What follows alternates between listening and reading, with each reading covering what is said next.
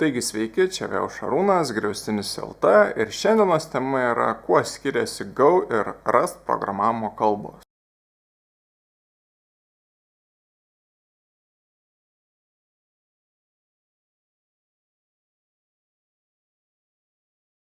Taigi pradėkim nuo to, kada reiktų rinktis vieną iš šių kalbų.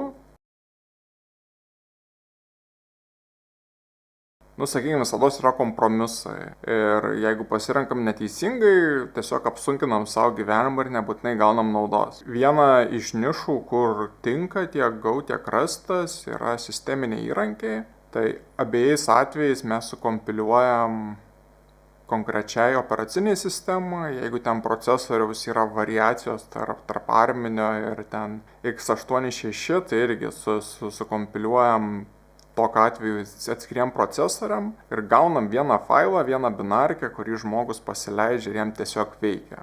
Tai labai, aišku, kai kurie gal nesupranta, kas iš to gero, bet iš esmės tie, kurie yra susidūrę su įrašinėjimu dependencijų ir vargu, labai nudžiunga, kai užtenka padaryti vieną binarkę ir atiduoti. Tai tam yra naudinga, tik aišku, sakykime, rečiau žmonėm tenka su tuo susidurti, retai žmonės tokius įrankius kuria. Kitas pliusas, kažkiek į tą pačią pusę ir vėl nėra toks aktualus šiandieniniam programeriam, bet vėlgi viskas yra sukompiliuota į binarkę ir kuri jau yra mašininis kodas ir vienintelis būdas pažiūrėti, kas ten suprogramuota, kaip ten suprogramuota yra taip vadinamas disassembly, kur tą binarkę mes paverčiam assembleriu ir bandom atspėti, kas vyksta, kaip veikia. Šiais laikais labiau kažkokios web appsus kuria ir tai nebeaktualu.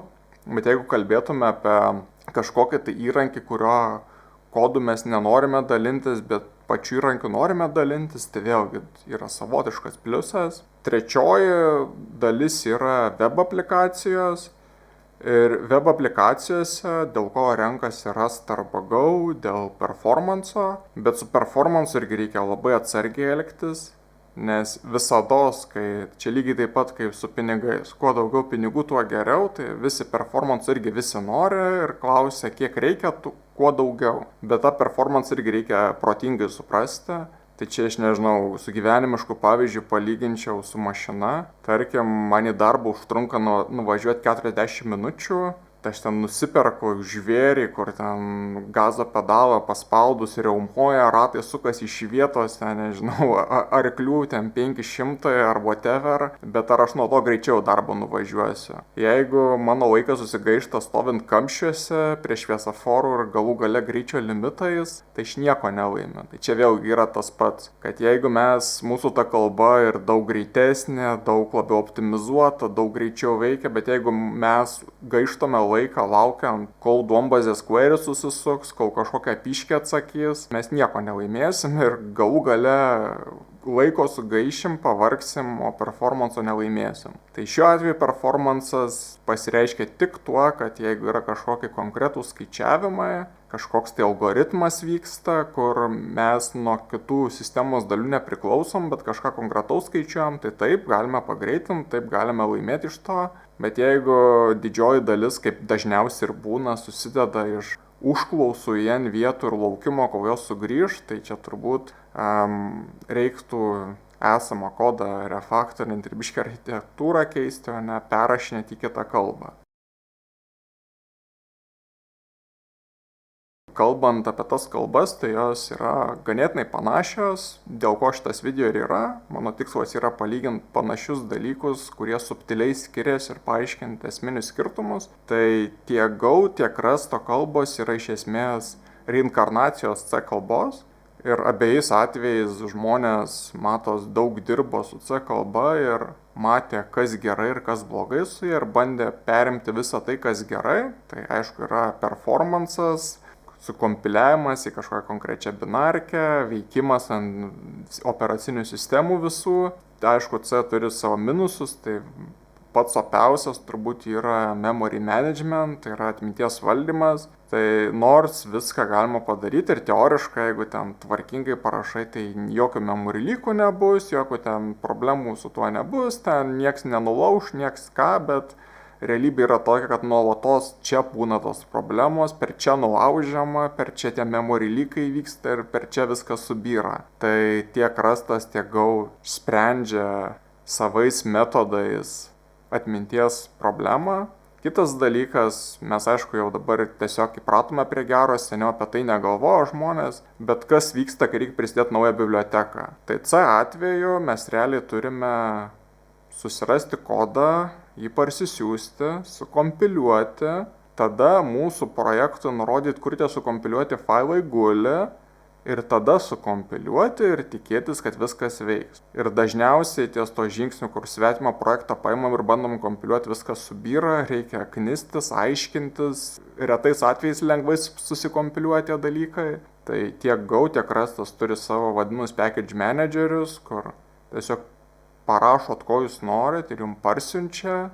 Nu gerai, ten tarkim retais atvejais su Rastu, jeigu imame C bibliotekas, gali reikėti biškį ten pakonfigūruoti, bet didžioji daly atveju nieko nereikia daryti, įdedat ir veikia. Bet vienas iš tų skirtumų yra iš tiesų milžiniškas ir jisai gali lemti jūsų pasirinkimą, tai yra garbage kolektorius. Tai kaip minėjau, skirtingai su tais atminties dalykais kovoja tiek Go, tiek Rastas. Ir jeigu jūs realiai turite aplikaciją, kuriai realiai reikia performanso ir jo reikia nuspėjamo, vienintelis variantas lieka Rastas, nes Go naudoja garbage kolektorių. Tai apie kaip Rastas tai sprendžia prieisiu biškį vėliau, bet dabar pradėkim nuo Go. Tai atminties problemas Go sprendžia su garbage kolektorium, reiškia, jūs nesirūpinat, jūs kuriat kintamuosius, Go pats padeda į šiukšliadėžę, kas kiek laiko tikrina ir pravalo juos. Kur čia yra problema? Tai tais intervalais, kada valo, viskas yra sustabdoma, išvaloma ir pratęsiama. Jeigu jūs turite grafiką savo programos veikimo, kiek ten tarkim atsako laikas, jūs pastebėsite, kad ten tarkim kas pusvalandį įvyksta tie vadinami lag spaikai, kada sustoja, užkyla laikas ir po to vėl tęsiasi normaliai. Jeigu yra kažkokia kritinė sistema, kur nežinau, karinė sistema, medicininė sistema, jūs negalite tokios prabangos sau leisti, kad kas kažkiek laiko lag spaikai būtų. Tai tuo atveju vienintelis pasirinkimas lieka Rastas, nes jisai sprendžia kitaip. Rastas sprendžia šią problemą su botagu. Tai reiškia, jisai neturi garbage kolektoriaus, bet jisai neleis jums parašyti blogo kodą. Reiškia, neatsigamins tol, kol jūs su atminties problemomis nesusitvarkysite. Jisai, kaip sakiau, su botagu stovi ir jis privers jūs padaryti gerai kodą, privers sužiūrėti, kur kas išsivalo, ir šitai priverčiant spręstas problemas. Rastų atveju mes galime nuspėti, kaip veiks mūsų programa, kokie bus atsakos laikai ir tol, kol kažkoks pašaliniai veiksniai ten to serverio neapkraus ar elektra nedings, tol mes galime puikiai nuspėti, koks bus atsako laikas, bet kaip minėjau, čia vėl yra tik tas atvejis, kai mes turim kritinės sistemas, bet visais kitais atvejais Go iš esmės laimi.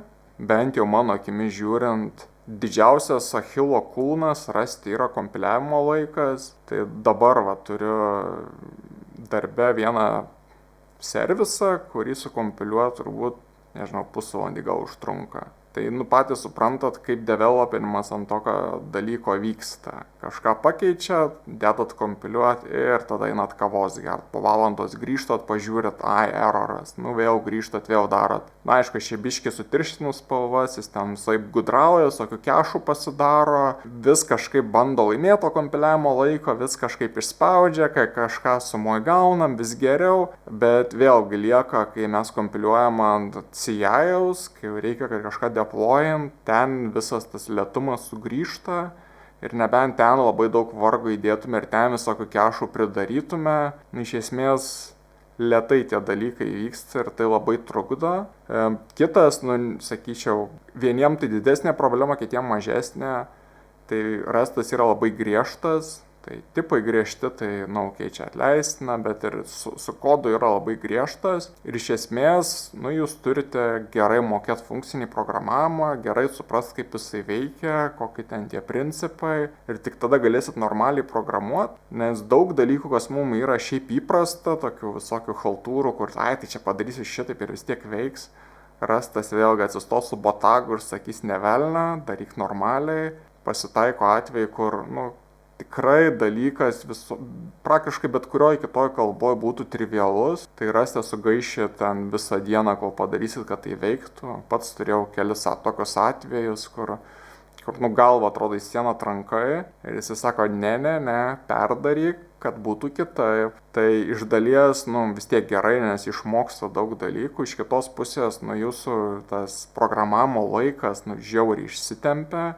Ir čia jau, kai žmogus moka tą funkcinį. Jeigu dar ir funkcinį nemokat, tikrai galit gilią duobę išsikasti. Ir vėlgi, kaip minėjau, reikia tinkamai pasirinkti. Jeigu jūs dar netinkamai pasirinkot, jūs ten išdeginot N laiko, nervų sugadinot ir sumoj nieko iš to nelaimėjot, tai tikrai gali būti blogai. Tai pradžioje reikia protingai ir pasirinkti. Ir šitoj vietoj Go žiba, Go absurdiškai greit kompiliuoja. Ir rezultate tas kodas, sakytumėt, čia jis gal kažkoks lėtesnis, gal blogesnis, tai apart garbage kolektoriaus, kuris taip, apčiuopiamai sulėtina, apart to, pakankamai gerai jis, jeigu ten į nanosekundės nelysim ir nelyginsim šitaip, tikrai gerai greit kodas veikia. Ir pats programavimas, kaip minėjau, surastų su botagu jis verčia tikrąjį funkcinį daryti. Tai su Go viskas yra labai atpalaiduota, nes čia tiesiog paprastas procedūrinis, senas, geras, puikiai veikia.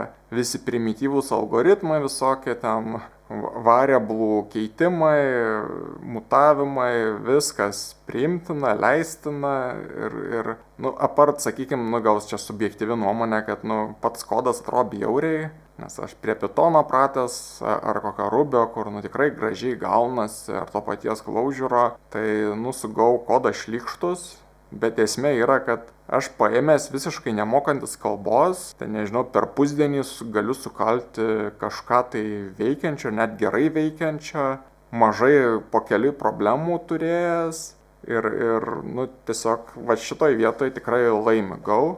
Taigi iš esmės taip susumavus, tai su Go turime greitą kompiliavimą, lengvai rašomą kodą ir minusą tokį, kad ten veikia garbage kolektorius, kas gali būti nepriimtina tam tikrais atvejais.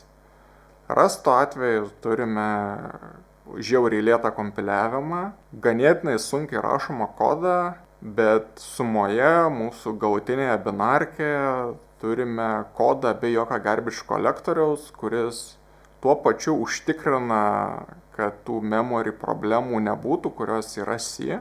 Tai, sakykime, finalinis rezultatas rasto atveju yra geresnis, bet jeigu ieškote praktiško, greito būdo išspręsti esamą problemą, tai manau, Go yra pats geriausias pasirinkimas. Ir tenka pripažinti, nes pats šios kalbos ilgai nemėgau, tai reikia pripažinti, kad galutinis rezultatas yra geras tiek šiandien. Ir jeigu norite kitų kalbų palyginimų, tai rašykite į komentarus, bandysiu kada nors apžvelgti, neprižadu kada. Ir vėlgi, ačiū už dėmesį, like, share, subscribe ir kiti dalykai. Ir iki susitikimo.